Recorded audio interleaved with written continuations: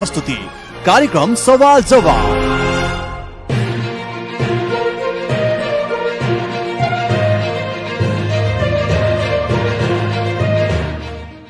नमस्कार अनि हार्दिक स्वागत गर्दछु रेडियो सान्वी 96.4 मेगाहर्जको प्रस्तुति कार्यक्रम सवाल जवाफमा म दीपक गौतम। रेडियो सान्वी 96.4 मेगाहर्जमा हरेक साँझ 6:30 बजेदेखि 7 बजेसम्म प्रसारण हुने यस कार्यक्रम सवाल जवाफमा खास गरी देशको समसामयिक गतिविधि, राजनीतिक घटनाक्रम, शिक्षा, स्वास्थ्य, कृषि, रोजगारी लगायत आम जनतासँग प्रत्यक्ष सरोकार राख्ने समय सान्दर्भिक विषयमा कुराकानी तथा छलफल गर्ने गर्छौं। आज हामी राजनीतिक विषयमा छलफल गर्न गइरहेका छौं। राजनीतिक विषयलाई लिएर आज हामीले रौतहट जिल्ला इन्चार्ज नेकपा एकीकृत समाजवादीकी सरला कुमारी यादवसँग कुराकानी गर्न गइरहेका छौँ। उहाँसँग रहेर प्रदेश 2 मा नेकपा एकीकृत समाजवादीको अवस्था के छ र पछिल्लो राजनीतिक घटनाक्रमका विषयमा छलफल कुराकानी गर्नेछौँ। पछिल्लो समयमा प्रदेश 2 मा प्रदेश 2 को नामाकरण र प्रदेशको राजधानीको विषयमा चर्चा चुलिएको छ। तीनै विषयमा पनि हामी केही समय कुरा गर्नेछौँ र उहाँ हाम्रो सम्पर्कमा आइसक्नु भएको छ। त्यसैले ढिलो नगरिकन कार्यक्रममा स्वागत गर्न चाहन्छु। स्वागत छ यहाँलाई कार्यक्रम सवाल जवाफमा। धन्यवाद। पछिल्लो समय यहाँहरू नवगठित पार्टी छ। पछिल्लो समय यहाँहरू के गर्दै हुनुहुन्छ? यहाँको कसरी दिन बित्दैछन्?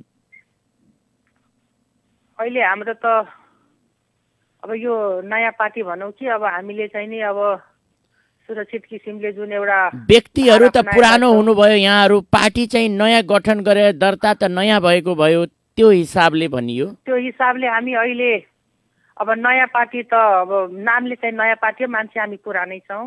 हजुर र त्यसको अहिले जुन सङ्गठन विस्तार गर्ने काममा लागिराखेका छौँ, त्यसपछि गठन पुनर्गठन, त्यसलाई शुद्धिकरण, केही त्यसमा भएका त्रुटिहरूलाई हटाउँदै त्यसलाई नयाँपन ल्याउँदै जनताको माझमा गएर हामीले त सुदृढीकरण गर्दैछौँ र पार्टीलाई विस्तार गर्ने क्रममा हामी लागेका छौँ। पार्टी विस्तारकै क्रममा शुद्धिकरण सम्भव हुन्छ र? अब शुद्धिकरण भन्नाले अब त्यसमा कतिपय हामी जब सँगै थियौँ त्यो बेला त अब त्यसमा भएका विकृतिहरू जुन थियो नि, हजुर, जुन धारबाट हामी गएका थियौँ त्यसमा त कति विकृतिहरू थियो, त्यसलाई हामीले फालेर जुन नयाँ मोडमा आएका छौँ, मोडमा जुन गतिविधिले हामी अगाडि बढेका छौँ, त्यसलाई जुन पहिलेका विगतमा भएका कुराहरूलाई हामीले हटाउँदै नयाँपन, नयाँ विधि विधान, त्यसपछि विचार सङ्गठित गरेर हामी अगाडि बढ्ने जुन हाम्रो क्रम छ, हामी अगाडि बढिराखेका छौँ। त्यो नै अब एउटा विचारको आधारमा के भन्छ यो जुन तरिकाले यो पार्टीभित्र भएका अब कतिपय नराम्रा कुराहरू, कतिपय चाहिँ विधि विधानलाई मिचेर हिँड्ने कुराहरूलाई हामीले हटाएर नयाँ तरिकाले हामी अगाडि बढ्ने क्रम जुन गरेका छौँ त्यो हाम्रो चाहिँ नि अगाडि बढ्दैछौँ र विगतमा हामी ठुलो पार्टी भएर पनि संसदमा जान्छु भन्ने किसिमको अपेक्षा पनि गरेका छौँ। जनताले अहिले नेकपा एमाले र नेकपा एकीकृत समाजवादीको बिचमा फरक के पाउने? नेकपा एमाले भन्दा कुन कुन हिसाबले नेकपा एकीकृत समाजवादी राम्रो छ? यहाँ कसरी अर्थ्याउनुहुन्छ? हाम्रो विचार सही छ, हाम्रा नेता सही छन्, हामी सही छौँ, सही बाटोमा गइराखेका छौँ भन्ने कुराहरू हामीले चाहिँ अवलम्बन गरेका छौँ र यो नीति सिद्धान्त विचार जुन छ नि, हजुर, त्यसलाई हामीले अँगालेका छौँ, लोकतन्त्रलाई अँगालेका छौँ, जनताको बहुदलीय यसलाई अँगालेका छौँ। यी सबै कारणले गर्दा पनि एमाले र जुन एकीकृत समाजवादी भएका छन् त्यो बिचको जुन खाडल थियो त्यो खाडललाई भर्ने होइन कि हामीले सही विचार राखेर त्यसलाई चाहिँ हामीले गर्छौँ। हामीले जुन विगतमा हामी जुन पार्टीमा थियौँ, एमालेमा थियौँ, त्यसमा अब त्यो सिद्धान्त राम्रो थिएन, नीति राम्रो थिएन, विचार राम्रो थिएन, त्यसलाई हामीले छोडेर नयाँ विचारका साथ हामी अगाडि बढिराखेका छौँ। त्यही नै म भन्छु। भनिन्छ हरेक कम्युनिस्ट पार्टीको विचार र सिद्धान्तहरू कम्युनिस्ट एउटै विचार सिद्धान्त हुन्छ र यहाँले फरक भन्दै हुनुहुन्छ। फरक यहाँहरूले के पाउनुभयो? अब हामी त जुन एमालेमा थियो त्यो बेला त हाम्रो सबैको नीति विचार त अब एउटै गरेर नै अगाडि बढिराखेका थियौँ। एउटै विचार एउटै सिद्धान्त एउटा नीति लिएर हामी गइराखेका थियौँ। तर बिचमा आएर अब हामीले जुन नेता मानेका थियौँ, अग्रज मानेका थियौँ, 2/3 भोट दिएर उहाँले प्रधानमन्त्री बनाएका थियौँ, पार्टीका अध्यक्ष बनाएको थियौँ। तर उहाँले जुन तरिकाले जुन बाटो अपनाउनु भयो नि त्यो चाहिँ सहनीय थिएन। त्यो विचार उहाँको जुन सिद्धान्तबाट हिँडिराख्नु भएको जुन विचार लिएर हिँडिरहेको त्यो चाहिँ सही थिएन। त्यसलाई हामीले हटाएर त्यसबाट हामी अलग भएर एउटा विद्रोह खडा गरेका छौँ। हामीले पार्टी कतिले भन्छ कि पार्टी फुटाएका छ यो गयो त अनि तर पार्टी हामीले फुटाएको होइन, हामीले विद्रोह गरेका छौँ। नयाँ विचार सिद्धान्त लिएर अगाडि बढ्ने जुन हामीले एउटा प्रतिबद्धता लिएका छौँ। जनताको माझमा जाने, जनताको कुरा सुन्ने, जनतालाई अब सम्मान गर्ने, पार्टीभित्रै रहेर सङ्घर्ष गर्ने अवस्था थियो कि थिएन? थियो। हामीले धेरै सङ्घर्ष गरेको तपाईँहरूले त मिडियामा पनि सुनिराख्नु भएको छ। हामीले धेरै सङ्घर्ष गरेको। सुरुमा त 5 वर्षको लागि हामीले सुरुमा एकता गऱ्यौँ। एकता गरेपछि जब उहाँ हाबी हुनुभयो त्यसपछि उहाँको जुन विचारधारा त्यो अलग हुँदै गयो। उहाँले जुन किसिमको बाटो अपनाउनु भयो त्यो चाहिँ एकदम असहनीय नै भयो। त्यो कुरालाई हामीले चिर्नको लागि, सही बाटो निर्देशन दिनको लागि हामीले यो कुरा र हामी यसरी अलग भएको हो। अहिले नेकपा एमाले आफूबाट अलगिएकाहरूको संसदीय पद गुम्नुपर्छ, तबसम्म हामी संविधान चल्न दिँदैनौँ भन्दै संविधान सभालाई अवरोध गर्दैछ। यसमा यहाँ के भन्नुहुन्छ? उहाँको यो भ्रम मात्रै हो, यो कुनै पनि हालतमा हुँदैन। हामी त विधिपूर्वक यो के भन्छ हामी त जुन हामीले अदालत के भन्छ निर्वाचन आयोगमा जुन दर्ता गरायौँ यो त एकदम नियमपूर्वक नियम सङ्गत छ। यो उहाँले अब जतिसुकै कराएर जे गरे पनि त्यस्तो चाहिँ हुँदैन, हुनेवाला पनि छैन। किनभने हामी विधिलाई मिचेको छैनौँ, सिस्टमलाई मिचेको छैनौँ भने यो उहाँहरूको चाहिँ त्यो एउटा त्यो संसदमा कराउने एउटा बाटो मात्रै भएको छ। हामी त सानले बसिराखेका छौँ, केही पनि हुनेवाला छैन। उहाँहरूले एमालेले गरेको सांसद अवरोध गलत बाटो अपनाएकै छैन, असंवैधानिक भन्दै हुनुहुन्छ यहाँ। उहाँले जति चाहिँ भन्यो भने हामी असंवैधानिक छन्, संवैधानिक तरिकाले नै गएको छ, नियम कानुनले नै गएको छौँ। अदालतले जब निर्णय गरिसकेको, अदालतमा हाम्रो यो मुद्दा चलिराखेको छ। अब निर्वाचन आयोगले हामीलाई चाहिँ आधिकारिक पार्टी बनाइसकेको छ, प्रमाणपत्र पाइसकेको छ, हामी आधिकारिक पार्टी भइसकेका छौँ भने उहाँहरूले जति कराए पनि केही हुनेवाला छैन। नेकपा एमाले संसद अवरोध गरिरहँदा देशका धेरै कामहरूलाई सरकारले अघि बढाउन नसकेको अवस्था छ। यहाँहरूको पार्टी पनि सरकारमा छ। अब यसमा चाहिँ जनताहरूलाई यहाँहरूले भन्नुपर्दा कसरी भन्नुहुन्छ? के गर्दा चाहिँ सहज होला? त्यो त गलत भइरहेछ। उहाँले अवरोध गर्नु नै गलत हो। उहाँहरूले अवरोध गर्नै हुँदैन। अवरोध गर्नु भनेको नै उहाँहरूले चाहिँ एकदम नराम्रो किसिमले त्यो जुन बाटो अपनाउनु भएको छ यो गर्नु नै हुँदैन। र थुप्रै विधेयकहरू पनि आएको छ, थाँती परेको छ। त्यो काम उहाँले चाहिँ गर्न दिनु पर्थ्यो। किनभने यो जनताको सुख दुःखको कुराहरू, जनताको अब जे जस्तो छ त्यो सबै कुराहरू त्यो पोख्ने ठाउँ भनेको नै संसद हो। तर उहाँहरूले अवरोध गर्नु जुनको नियमसँग छ, विधि हामी चाहिँ त्यहाँ गएका छौँ। तर उहाँहरूले चाहिँ गलत तरिकाले जुन व्याख्या गरिराख्नु भएको छ त्यो एकदम गलत कुरा हो त्यो। अनि र उहाँले चाहिँ व्यक्तिवादी र स्वार्थ अनुरूप जुन पार्टी चलाउनु खोज्नु भएको थियो र अहिले पनि उहाँहरूले त्यही तरिका अपनाउनको लागि उहाँले जुन गरिराख्नु भएको छ कि हामीलाई अब त्यहाँबाट बहिष्कार गर्ने, हामीलाई चाहिँ त्यहाँबाट हटाउने। तर हामी नियमपूर्वक नै गएको छौँ नि, हामीले त प्रमाणपत्र पाइसकेको अवस्थामा छ। त उहाँले भनेर हुन्छ त त्यस्तो? उहाँले भनेको कुरा कुनै पनि ठिक छैन। नेकपा एमाले लगाएका कुराहरू, उसले गरेको आन्दोलन यहाँको नजरमा चाहिँ असंवैधानिक छ? असंवैधानिक छ। उहाँले गर्नुभएको सबै कामहरू गलत छ। किनभने हामी चाहिँ नि एकदम संवैधानिक तरिकाले हामी यहाँ बसिराखेका छौँ। उहाँले गर्नुभएको कामहरू चाहिँ एकदम गलत छ। उहाँ त गर्नुहुन्न। उहाँ त म त भन्छु उहाँलाई त यही मिडिया मार्फत जाओस् कि तपाईँकै त्यो मिडिया मार्फत जाओस् कि उहाँले चाहिँ यो आफू चाहिँ सचिएर र यो के भन्छ संसद चाहिँ सुचारू गर्नको लागि उहाँले चाहिँ आजदेखि नै पहल गरे हुन्छ। र उहाँले छोड्नुपर्छ। आफ्नो जुन बाल हट गरिराख्नु भएको छ नि त्यो चाहिँ त्यही बाल हटले गर्दाखेरि आज पार्टी पहिला एकता थियो, माओवादीसँगै थियो, अहिले त 3 टुक्रा भएको छ। उहाँले गरेर हो त्यस्तो। उहाँको अहिले पनि यो बालहरू चाहिँ हटिराखेको छ। अझ के हुन्छ त्यो हामी हेर्दैछौँ न। एक वर्षपछि करिब 1 वर्षपछि निर्वाचन हुने अवस्था पनि आउँदैछ, सिर्जना हुँदैछ वातावरण, र आउने निर्वाचनमा हामी सबैलाई पाखा लगाएर हामी अगाडि आउँछौँ भन्ने घोषणाहरू पनि सुनिँदैछन्। यहाँहरूको पार्टीको चाहिँ के छ अवस्था, के होला?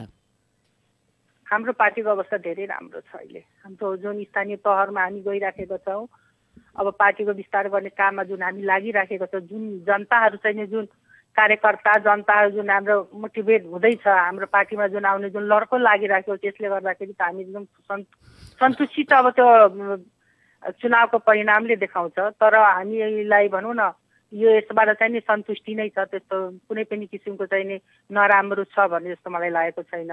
र पार्टीको जुन काम छ यो स्थानीय तहमा धेरै मान्छेहरू चाहिँ प्रवेश गरिराखेको छ, सबैले बुझिराखेको छ कि अब कुन पार्टीमा बस्दाखेरि कसको भलो कस्तो हुन्छ। हामीले त भोगेको हो नि त विगतमा। अहिले गठबन्धनको सरकार छ, यो गठबन्धन सरकारसम्म मात्र हो कि चुनावसम्म पनि गठबन्धनको रूपमा जान्छ? हामीले गठबन्धन गरेको, यो चुनावसम्मै गरेको हो। यो जुन सरकार बनायो त्यो बेला जुन गठबन्धन भयो, यो संसदलाई जोगाउनको लागि जुन हामीले गठबन्धन गरेका थियौँ, यो चाहिँ हाम्रो चुनावसम्म नै गठबन्धन रहन्छ। चुनावमा पनि गठबन्धनमै भएर यहाँहरू चुनाव लड्नुहुन्छ? चुनावमा पनि हामी गठबन्धन गरेरै चुनाव लड्छ। अब काङ्ग्रेसको त भन्न सकिँदैन, तर 4वटा पार्टी हामी चाहिँ नि चुनावसम्मै जान्छौँ। यो हाम्रो निर्णय नै छ त्यस्तै। काङ्ग्रेससँग यहाँहरूको केही कुराकानी छलफल? उहाँहरूसँग पनि हाम्रो गठबन्धन गर्ने कुरा त भइराखेको छ, तर अब उहाँहरू आउनुहुन्छ कि आउनुहुन्न त्यो चाहिँ अब कुराकानी हाम्रो लिडरहरूले गरिराख्नु भयो होला। तर उहाँहरूले नगरे पनि हाम्रो चाहिँ यो 4वटा पार्टी चाहिँ गठबन्धनमै छ। अझ पनि सानो सानो यो के भन्छ कम्युनिस्टहरू, सानो सानो अब पार्टीहरू पनि यसमा मर्ज हुने कुराहरू पनि अहिले न्युजहरू आइराखेको छ। सकेसम्म छिटै हुन्छ भन्ने पनि विश्वास लागेको छ। अनि पछिल्लो समय चर्चामा रहिरहेको छ धेरै समयदेखि केही कुरा हो, एमसीसीको बारेमा चाहिँ एमसीसी पारित हुने अवस्था छ कि छैन? एमसीसीको बारेमा त अहिले धेरै पहिलादेखि नै यो कुराहरू आइराखेको हो। हाम्रा कतिपय प्रधानमन्त्रीहरू चाहिँ चेन्ज हुनुभयो, उहाँहरूले पनि यो कुराहरू सम्झौताहरू चाहिँ गर्नु नै भएको थियो। म धेरै अब जान्न, तर अहिले नयाँ जुन चर्चाको विषय बनेको छ, यो हाम्रो पार्टीले, म आफ्नो पर्सनल पार्टी हाम्रो पार्टीले यो एमसीसीलाई चाहिँ पास गर्नेतिर चाहिँ नि छैन। यसमा चाहिँ केही त्रुटि कमी कमजोरी छ भने त्यसलाई चाहिँ नि मसिनो तरिकाले केलाएर मसिनो तरिकाले त्यसमा छलफल गरे, बुदामा छलफल गरेर मात्रै यसलाई पास गर्ने नगर्ने त्यो पछिको कुरा हो। तर अहिले हालसाल यो छलफल कहिले हुन्छ त? बुदामा छलफल कहिले गर्ने त? अलिअलि त भइ परिराखेको छ नि त, नेताहरूको बिचमा चाहिँ पार्टी बिचमा छलफल पनि भइराखेको छ। तर तुरुन्तै यसलाई चाहिँ टेबल गरेर तुरुन्तै पास गर्ने अवस्था चाहिँ छैन। अब यो पछिको कुरा हो, पछि अब के हुन्छ त्यो भन्न सकिँदैन। अब त्यसमा के कमी कमजोरी छ त्यसलाई सुधार गरेर लानुपर्छ। अब विकास भनेको त अब भनौँ न इन्टरनेसनल लेभल, अब देशहरूले अब विकास गर्छ भनेपछि यो नराम्रो कुरा त होइन। तर पनि हाम्रो देशलाई, हाम्रो राष्ट्रिय र स्वाभिमानमाथि चाहिँ कुनै पनि किसिमको ठोस निर्णय लिनुभन्दा अगाडि यो ठेस नआओस् र हाम्रो राष्ट्रियमाथि कुनै किसिमको चाहिँ प्रश्न चिन्ह नलागोस् भनेर नेताहरू चाहिँ एकदम व्यापक छलफलमा लागिराख्नु भयो। पछिल्लो समय प्रदेश 2 मा चर्चा छ के त प्रदेश सभा चलिरहेको छ, प्रदेशको नामाकरण, प्रदेशको राजधानीका विषयमा बहसहरू भइरहेका छन्। अब यहाँ के पक्षमा हुनुहुन्छ? यहाँको पार्टीको आधिकारिक निर्णय के छ? यसमा पनि अब व्यापक छलफल नै हुन्छ। अब कसैले अब वीरगञ्ज गर्ने, कसैले भन्छ सप्तरी गर्ने, कसैले भन्छ अब मौतरी गर्ने। यो कुरा हुँदैन। यो कसरी हुन्छ भने दूरीको हिसाबले, यदि अब सप्तरी नै राख्नु छ भने काठमाडौँ भइहाल्यो नि, किनभने वीरगञ्जको लागि त टाढा पर्छ, पर्साको लागि। अब पर्सामा राख्यो भने सप्तरीको लागि टाढा पर्छ। त्यसकारण बिचमा हुनुपर्छ। हाम्रो सोचाइ चाहिँ त्यही हो कि बिचमा हुनुपर्छ कि दूरीको हिसाबले दुईतिरबाट चाहिँ सेन्टर होस्। र त्यसको चाहिँ अब त्यहाँनिरको भएको भौगोलिक वातावरण कस्तो छ, त्यहाँको स्थिति कस्तो छ, अवस्था कस्तो छ, विकासलाई पनि हेर्नुपर्ने हुन्छ। त्यो सबै हेरेर अब पार्टीभित्र पनि स्थिति विकासको अवस्था हेर्दाखेरि जनकपुर र वीरगञ्ज छान्नु पर्दा कुन उपयुक्त देख्नुहुन्छ यहाँले? अब त्यो त अब म चाहिँ पर्सनल भन्न सक्दिनँ। त्यो अब आउँछ, भित्रबाट आउँछ। अब कतातिर कहाँ कुन ठाउँमा राख्ने हो त्यो चाहिँ अब आउँछ। पार्टीभित्र छलफल हुन्छ। सबै पार्टीभित्र छलफल भएर एकजनाले मात्रै गरे पनि हुँदैन। सबै पार्टीभित्र छलफल बढाउनुपर्छ, छलफल नगरिकन चाहिँ हामीले त्यसो निर्णय लिने कुरा चाहिँ सोच्नु हुँदैन। यहाँहरूको पार्टीमा छलफल भएको छैन अहिलेसम्म? पार्टीमा त्यो कुराहरूको चाहिँ अहिले त्यति छलफल चाहिँ भएको छैन। अहिले त अब अरू पनि कुराहरू थुप्रै छ, त्यो कुराहरू चाहिँ भइरहेछ। तर त्यो राजधानी बनाउने अथवा एमसिसीका कुराहरू, जुन क्रिटिकल कुराहरू छ, त्यो त्यसको बारेमा व्यापक छैन। नेताहरू बिच छलफल भइरहेको छ। अनि यो विषयमा प्रदेशको राजधानी र प्रदेशको नामको विषयमा गठबन्धनको बिचमा पनि एक भएर जाने कुनै सहमति भएको छ? केही चर्चा उपचर्चा केही छ? त्यस्तो सहमति केही पनि छैन। हामीले आधिकारिक केही पनि जानकारी पनि पाएको छैनौँ। हाम्रो नेताहरूले त्यसो बसेर कुनै किसिमको छलफल पनि गर्नुभएको छैन। राजधानीको बारेमा नाम के राख्ने त्यो भइराखेको छैन। अब आन्तरिकै भएको होला, त्यो चाहिँ नि अब बाहिर चाहिँ आएको छैन। अनि अन्य जिल्लाहरूको तुलनामा हाम्रो तराईका जिल्लाहरूमा विकास कम भएको भन्ने गुनासो पाइन्छ नि, यहाँलाई के लाग्छ? यसो हेर्दाखेरि त पहिले भन्दा त विकास राम्रै भएको देखिरहेको छु। किनभने पहिला सेन्ट्रल लेभलमा जुन थियो नि, अब सङ्घ मात्रै हुँदाखेरि अब विकास चाहिँ त्यो नपुगेको पनि हुनसक्छ। तर अहिले जुन स्थानीय तह, प्रदेश र सङ्घ भयो, स्थानीय तह भइसकेपछि विकास त धेरै राम्रो भएको मैले देखिरहेको छु। किनभने अब जनसङ्ख्याको आधारमा बजेटहरू पनि आइरहेछ। अब हामीले अब स्थानीय तहमा जुन नगरहरू छ त्यो यिनीहरूमा चाहिँ नि बजेटहरू पनि व्यापक नै आइरहेको छ र विकास भएको पनि देखिया छ। अब कुनै ठाउँमा कसैले भन्छ कि विकास भएको छैन भने अब त्यो त अब कुनै कुनै ठाउँ सबै ठाउँमा 100% त नहुन पनि सक्छ नि त। स्थानीय तहहरूमा पछिल्लो समय धेरै भ्रष्टाचार मौलायो भन्ने कुरा पनि छ। अब त्यो त अब छ, त्यो त छानबिन गर्नुपर्छ। छानबिन कमिटी बनाउनु पर्यो, छानबिन गर्नु पर्यो, कहाँ के कस्तो छ त्यो पनि हामीलाई पनि सबै कुरा चित्त बुझेको छ भन्ने पनि छैन। स्थानीय छ त अब विकास गर्नलाई बजेटहरू आएको छ, जनसङ्ख्याको आधारमा करोडौँ करोड बजेट आएको छ। अब कहाँ काम भएको छ छैन त्यो त अब हेर्नु पर्यो नि। काका पक्का गर्नु भएन, कहिले काम गरेको छ छैन यो त अनुगमन गर्नु पर्यो। एउटा टोली बनाउनु पर्यो, काम कति छ, त्यहाँ बजेट कति गएको छ, के भएको छ, के पूर्वाधार छ, के अब कति चाहिँ डिपिआर बनाएर कतै छोडेको छ कि कतै के भएको छ, त्यो कुराहरू त अनुगमन गर्नु पर्यो, माथिबाटै गर्नु पर्यो नि त। या त कहाँ बनाउने हो त्यो त अब माथिल्लो लेभलले पनि सोच्नु पर्यो। यहाँहरूको पार्टी सरकारमा छ, सरकारले केही गर्ने हो कि यस विषयमा? अब त्यस्तो पर्यो भने हामी गर्छौँ नि। अब ठाउँ ठाउँमा हामी अब अहिले यो अवलोकन गर्दैछौँ। जस्तै अहिले हामी पोखरामा आएको छौँ, त्यो एयरपोर्टको कति निर्माण काम भएको छ छैन, के भइरहेको छ त्यो गरेर। त्यस्तै हामी अब जिल्ला जिल्लामा पनि जान्छौँ, एयरपोर्ट हेर्छौँ, त्यसपछि विकास निर्माण कति के बात। यो थुप्रै समितिहरू छ नि, सबैको आफ्नो आफ्नो जिम्मेवारी छ। समितिहरू पनि गएर चाहिँ ठाउँ ठाउँमा हेर्ने गरेको छ कि यति बजेटको आधारमा काम भएको छ भने त्यो अनुगमन हुन्छ। त्यसको चाहिँ प्रतिवेदन तयार हुन्छ, माथि पुर्याइन्छ, सम्बन्धित ठाउँमा पुर्याउने काम चाहिँ भइराखेको छ। यहाँले भन्नुभयो कति त्रुटि छ, कमी कमजोरी छ, त्यो त सबैले हेरिराखेको छ। यहाँले भन्नुभयो यहाँहरू पोखरामा हुनुहुन्छ कि पार्टी विस्तारको क्रममा हो यहाँहरू? होइन होइन, हाम्रो यो अन्तर्राष्ट्रिय सम्बन्ध समिति हजुर समितिमा छु म। त्यही अन्तर्गत हाम्रो के भन्छ इन्टरनेसनल लेभलको जुन छ नि एयरपोर्टहरू भन्दै हजुर भैरवा, अब हामी केही 2 महिना पहिला भैरवा पनि गएको छौँ, त्यो अहिले पोखरामा छौँ, भिजिट गर्दैछौँ। अब यो जुन इन्टरनेसनल एयरपोर्ट बन्दैछ त्यसको अब काम कति भयो भएन, निजगढमा भन्ने कुरा थियो। निजगढमा पनि अन्तर्राष्ट्रिय स्तरको विमानस्थल बनाउने भन्ने प्रस्ताव थियो। त्यो 3 दशक अगाडि नै आएका कुरा हो। अब विभिन्न मन्त्रीहरू चेन्ज हुँदै कोही अब बिचमा पनि थुप्रै कुराहरू चाहिँ चलेको थियो। रविन्द्र अधिकारी हुँदा पनि कुरा चलेको थियो। त्यसपछि हाम्रो योगेश भट्टराई आउनुभयो, उहाँले पनि कुरा हाम्रो समितिमै आएर कुरा चाहिँ अगाडि बढाइसकेर हामीले व्यापक छलफल पनि गरेका थियौँ। कहाँनिर कसरी गर्ने के गर्ने त्यो सबै कुराहरू पनि भएको थियो। तर अहिले फेरि यो मन्त्री चेन्ज भएपछि अलिकति कुरा अलि ब्याक जस्तो भएको लाग्यो। कहाँसम्म पुगेर अड्किएको छ त्यो? अब त्यो थुप्रै बोट बिरुवाहरू त्यहाँभित्र छ। अब त्यसलाई चाहिँ कसरी व्यवस्थित गर्ने, त्यहाँ भएको बस्तीलाई चाहिँ कुन तरिकाले व्यवस्थापन गर्ने, कहाँ के कस्तो छ त्यो अब त्यो कामहरूसम्म चाहिँ भएको थियो। त्यसपछि अहिले फेरि गर्नुभएको छ। अहिले फेरि त्यो काम अगाडि बढ्न सकिराखेको छैन। मन्त्री चेन्ज हुने बित्तिकै त्यो कामहरू पनि अलिक पछि परेको हामीले महसुस गरिराखेको छ। त्यस ठाउँभन्दा पूर्वतिर अन्यत्र सार्ने षड्यन्त्र भइरहेको छ भन्ने खालको आवाज पनि उठ्दैछ नि। अब त्यस्तो कुराहरू त आइहाल्छ नि। अब सबैले आफ्नो आफ्नो फाइदा खोज्छ, कतातिर गऱ्यो भने के हुन्छ। तर त्यो सबै चाहिँ त्यहाँको वातावरण भयो, त्यहाँको बस्ती भयो, त्यहाँको बोट बिरुवाहरू पनि नाश नहोस्, कसैलाई क्षति नहोस्, त्यो सबै कुराहरू हेरेर विचार पुर्याउनु पर्छ। कसैले आफ्नो व्यक्तिगत फाइदा हेऱ्यो भने त हुँदैन नि त। भनेपछि निजगढमा अन्तर्राष्ट्रिय स्तरको एयरपोर्ट बन्ने सम्भावना कम देखिएको छ। कम पनि होइन, अलिकति तात्नुपर्छ। त्यो बिचमा जति तातेछ फेरि तातेपछि फेरि हुन सक्छ। सुरुमा तातियो, अहिले चाहिँ सेलाएको कुरा भयो। त्यो चाहिँ त्यस्तै विकासमा कहिलेकाहीँ अब उतार चढाव चाहिँ भइ नै रहेको छ, तर बन्छ। मेरो अनुमान छ, मेरो विचारमा बन्छ। हामी कार्यक्रमको लगभग अन्त्यतिर छौँ। हामीले सोध्न छुटाएको र यहाँले भन्नुपर्ने केही छन् भने राख्न सक्नुहुन्छ।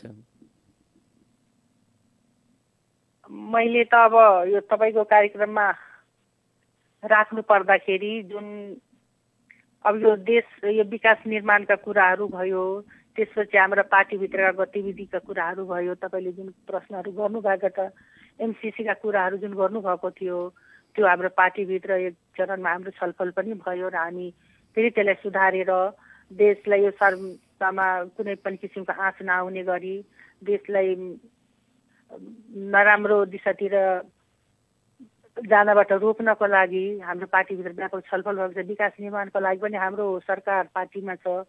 हामीले गर्न सक्ने जति पनि कामहरू छ त्यसलाई चाहिँ हामीले मसिनो तरिकाले केलाएर हाम्रो विकास निर्माणमा पनि हामीले ध्यान दिएका छौँ र गर्नेछौँ। हाम्रो मन्त्रीहरू पनि प्रतिबद्धता जनाउनु भएको छ र यो पार्टी विस्तारको कुराहरू अब हामी व्यापक तरिकाले लागिराखेका छौँ र विगतमा जुन चुनाव हुन्छ त्यसमा हामी धेरैभन्दा धेरै सिट ल्याएर जित्ने अपेक्षा पनि राखेका छौँ र सबै अब यो हाम्रो पार्टीभित्र जति पनि अब हाम्रा कार्यकर्ताहरू हुन्छ, नेताहरू हुनुहुन्छ, उहाँहरूलाई पनि अब व्यवस्थित ठाउँमा हामीले समेट्न पनि सकेका छौँ र अगाडि यसरी नै हामी बढ्दैछौँ। यी सबै कुराहरू छन्। यहाँले आफ्नो महत्त्वपूर्ण समय हामीलाई उपलब्ध गराउनु भयो, यसको लागि यहाँलाई हार्दिक आभार व्यक्त गर्छौँ। धन्यवाद। र आजको कार्यक्रमबाट छुटिन चाहन्छौँ। हस् त, नमस्ते। नमस्ते। आदरणीय श्रोताहरू, हामी छौँ कार्यक्रम सवाल जवाफमा र आजको सवाल जवाफ कार्यक्रममा हामी कुराकानी गर्दै थियौँ माननीय सरला कुमारी यादवसँग, जो नेकपा एकीकृत समाजवादी पार्टी रौतहट इन्चार्ज हुनुहुन्छ।